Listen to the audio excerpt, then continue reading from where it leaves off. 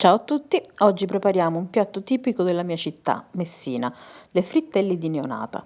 Gli ingredienti sono neonata, prezzemolo, aglio, parmigiano, pecorino, sale, pepe nero, un po' di farina e un uovo.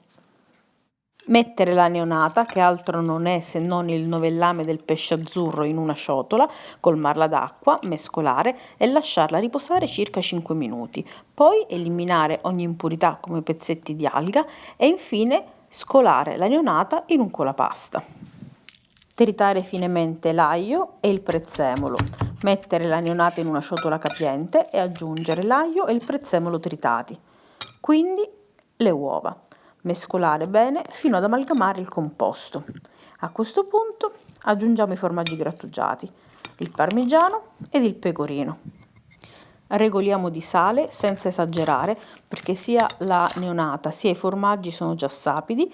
Aggiungiamo abbondante pepe nero macinato fresco e un cucchiaio scarso di farina. Mescoliamo fino ad ottenere un composto omogeneo, quindi copriamolo con pellicola per alimenti e lasciamolo riposare in frigorifero per mezz'ora. Dopo aver scaldato l'olio di semi di arachide, con un cucchiaio formiamo delle piccole polpette che lasceremo scivolare nell'olio caldo. Giriamole di tanto in tanto e si formeranno delle polpette dorate e gonfie.